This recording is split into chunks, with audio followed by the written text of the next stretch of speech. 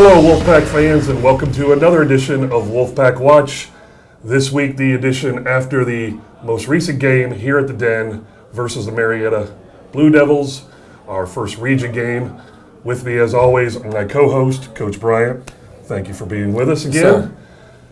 Well, we took one sort of in the chin on Friday night. A loss here in the Den to Marietta, 49-21, in what started out as a very competitive game in the first two quarters and got a little bit out of hand in the second half. But I will tell you this, from the booth looking down on the field, there was no lack of effort on the Wolfpack part this entire game. They played their hearts out and against a very good team, a nationally ranked team, and we just came up short. And Coach, your initial assessment of what happened on Friday night? Well, the first two quarters, I thought we played really well. Offense, defense, special teams. We created a turnover on defense, and our offense did their job and scored off the turnover. Our game plan offensively was to run the football, get 3 and 4 yards a clip, and then put us in third and short situations where we could call, open up our whole playbook, and try to keep their offense off the field. And we limited them to 5 possessions in the first half. Unfortunately, they scored on 4 of them. Right there before the half, we were right within our game plan. We were ready to come in the second half and have the same offensive game plan and defensive game plan, run the ball, keep their offense off the field, trying to create short fields for our offense and keep everything in front of us. And then we just had a breakdown right there before the half, and they scored that long touchdown to go up 2 touchdowns. And then they scored, first possession of the third quarter to go up 3 scores, which kind of took us out of our offensive game plan. And then we played right into their hands because they're athletic and fast on defense, so they just got after our passer, and we couldn't really get the routes that we wanted to throw downfield, and we kind of had to abandon the run game if we still wanted to win the game and try to play catch up, and that's not a good situation to be in versus all those cats that Marietta had. It was a 14-7 ball game. I'm going to take you to a very critical play in that first half that really ignited the fans and everybody in the stadium. It's 14-7 Marietta. You got the ball on your own 29-yard line. It's 4th down and 1, and you go for it. And first of all, first question, talk about the decision-making that you went into to make that play. And then afterwards, tell us what your thoughts are on what Kyle did. It was a 71-yard run that he broke through the middle of the line, broke 1 tackle, and then actually outran most of them for about till the 20-yard line, and then got caught a little bit, but he swerved a little bit enough to make it in the end zone, and it tied it 14-14. Give us your assessment of that play and the call that you made. Well, they had scored, on 2 drives, and they were up 14-7. And if we kept punting them the ball, then they were going to keep our offense off the field, and they're going to keep scoring. And Kyle's one of our best players, and we had a package of about 6 plays. We were going to run on 3rd or 4th and short, and 2-point conversion plays, and that we could practice. That was our best play that we ran in short yardage situation. So we waved the tailback over the top, put him in motion, and then ran quarterback power. The offensive line did a great job, opened up a slight gap that we could stick it in there. They had 8 guys at the line of scrimmage, and we had 8 guys blocking, 2 receivers out wide to occupy the corner in the safety. And then Kyle did a great job of faking the tailback throw and then keeping it on the power. And then once he broke the line of scrimmage, it was just him against their defense. And if you guys know anything about Kyle, he's a competitor. And I told him before that game that I kind of been hiding him a little bit on offense, trying to keep him safe, get him ready for region play. And then we were going to run a lot more called quarterback runs this week. And before the game, I could see it in the eyes that he was ready. So, when the game's on the line, or when you've got a 4th and 1 situation, then you want the ball in one of your best players' hands. And Kyle's definitely one of our best players. And I knew he wasn't going to be denied for a yard. And but he broke that and tied the game up. And then it was a new ball game, fired our guys up. So people are going to start seeing a lot more of Kyle Bird in the run game and the pass game moving forward. So talk a little bit about that decision that you made, because as we were talking before we came on air, Bird ran the ball a lot more in this game than he has all season long. Not only did he break the big run, but you guys were able to run the ball effectively out of what was a major option package. His ability to run, Crockett got a few runs, Preston Rogers got a couple runs. You guys were able to move the ball for the first 22 minutes of this game very effectively and keep Marietta a little bit on their heels with all that defensive talent.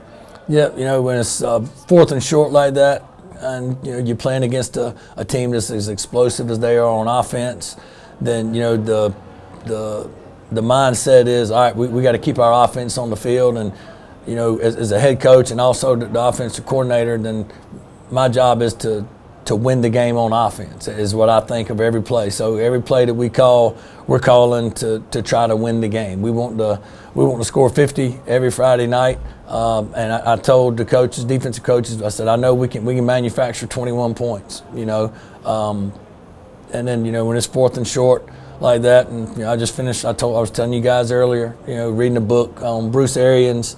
He said, no risk it, no biscuit. So I told the guys, I said, we're going for it. I didn't even think about it. And they looked at me like, oh my gosh, we're going for it on our own 29.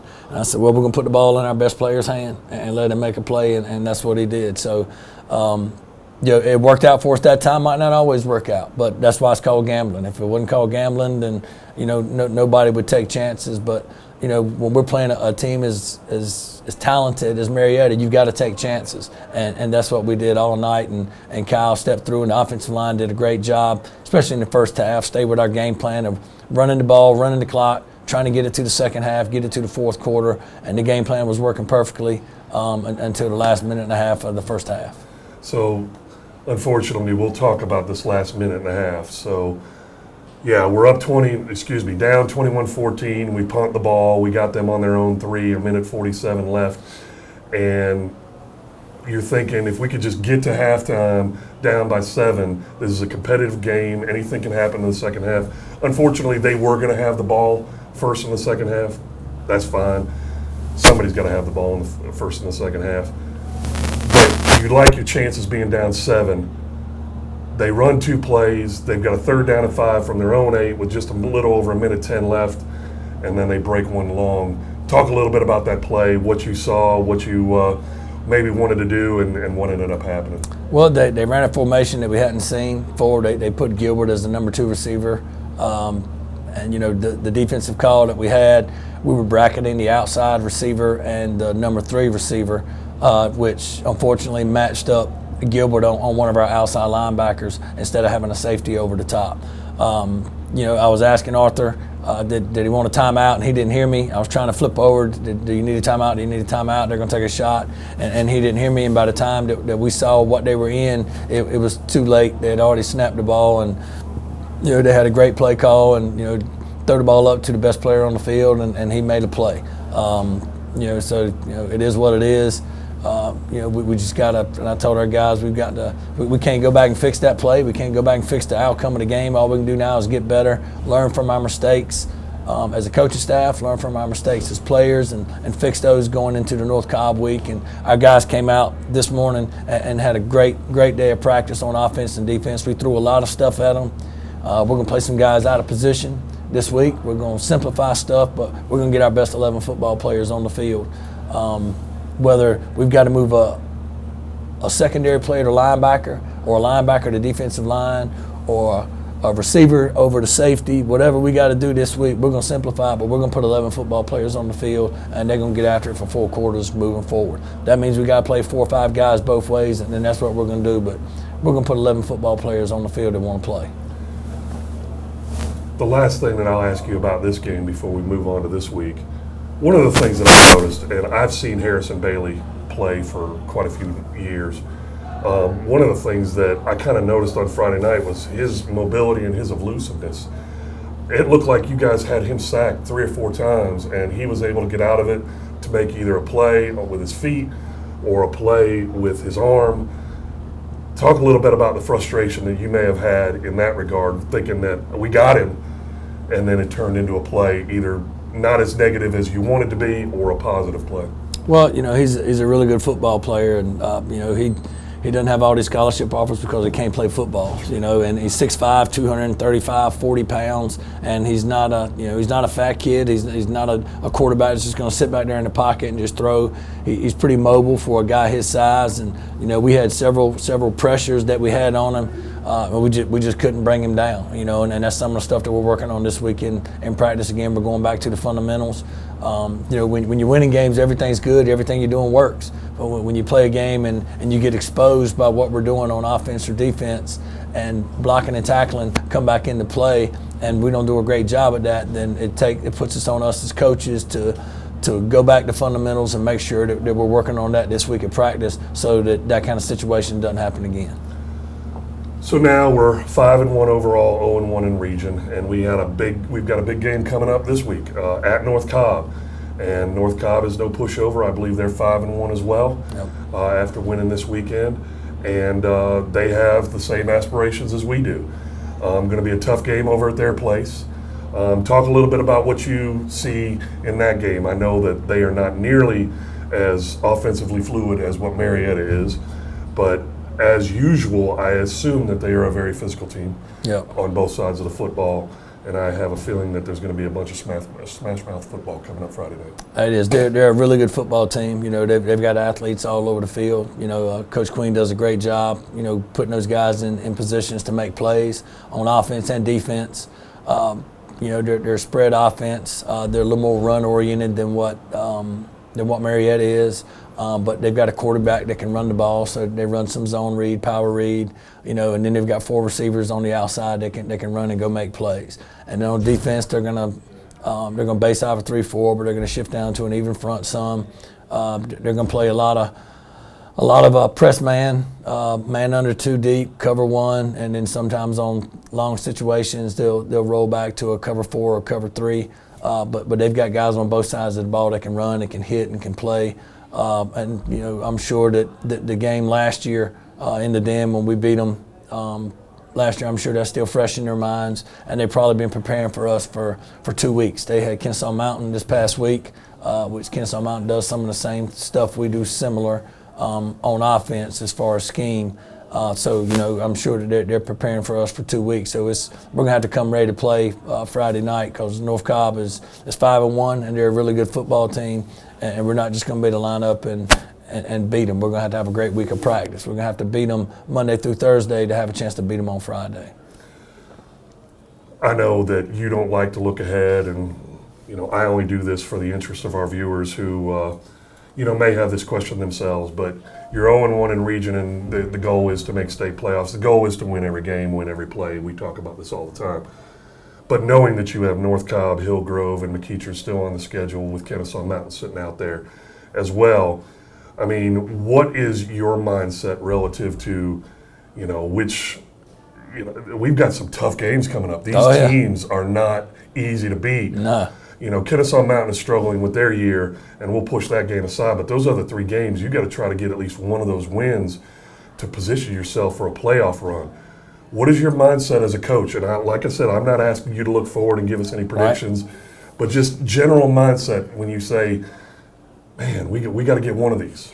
Right. It's a 1-game season. Every game going forward. We can't look ahead to next week or 2 weeks down the road. We've got to win the game that's in front of us right now, which is North Cobb. And if we take our eyes off of North Cobb, then they're going to take advantage of that, because they've got enough guys on both sides of the ball and the special teams that we can't overlook them for sure. I mean, they're a really good football team. They're not 5-1 because they can't play football. And, being at their place, is going to give them an added advantage. So right now, every game we play is a playoff game, is what we told our kids. It's a 1-game season moving forward. We expect to win Friday night, but win or lose Friday night, next week's going to be a 1-game season. They're in a 1-game season. We've got to put all of our eggs in one basket every week. That's what we've got to do. That's what we did this past week. I told them to, 9 out of 10 games, Marietta might beat us. I said, but we ain't got to play them but 1 time. I said, so we put our best effort forth 1 time. I said, I thought that's what we did in the first half for, 23 of the 24 minutes in the first half. We played exactly where we wanted to play with a really good football team like Marietta. And the mistakes that we made on both sides of the ball, we're going work to fix those this week in practice to get ready for a really good North Cobb team. Should be a playoff atmosphere. One game season moving forward. That's all it is. So that's a good point, because if you take each game as a playoff game, not only are you having a sense of urgency about that given game and about that given night, but you're also preparing for your team to have a playoff run when it actually is the playoffs. So a good point there. Coach, we're looking for a good game on Friday night. We hope to get a win at North Cobb. We challenge all the Wolfpack fans to get out there. It's a nice close game. We don't have to travel far for this one. Get over there and get out in the navy and gray, and let's root these boys on. Let's try to get a win Friday night. Coach, any last comments before we get out of here for the week? No, but I told them Friday night after the game, I said, guys, I know we got our first loss of the season. I said, but I can't wait to get back on the practice field on Monday to see how you respond to that. Anybody can play good football and practice hard when you're 5-0, when everything's going your way. Do we want to be front runners, or we want to be fighters? And that's our message to our guys right now. Okay, who is really going to step up when the chips are down and we've got a little bit of adversity and our backs against the wall? Now the guys that are true football players are going to step up, and the guys that are just happy putting on a jersey and showing up to practice, those guys are going to fall by the wayside. And that's why we like adversity. We don't ever like to lose, but we're gonna build from. You learn more from a loss than you do from a win. And we're going to learn this week at practice after that loss who our true football players are, and we're going to have those guys on the field moving forward for the rest of this season. Whether they're a freshman or whether they're a senior, the guys that are true football players are going to fight through adversity and going to practice hard all week and give us the best chance to put our best 11 on the field. Those are guys we're going to go to battle with every Friday night, because every Friday night is going to be a battle. Every Friday night in our region is going to be a battle. So we better go to war with guys that are going to fight. If they're not going to fight, then football ain't for them. Our chips are down just from Friday night. We're moving on. North Cobb, Friday night, at their place. Get out, show this team some support. We're going to get this win on Friday night, and then we're going to move on to Hillgrove the following week. We'll be back with you next week to recap the North Cobb game and preview the following week with Hillgrove. We look forward to seeing you guys there Friday night, loud and proud. Right, Coach? Yes, sir. All right. Yes, sir. Go Pack. Go Pack.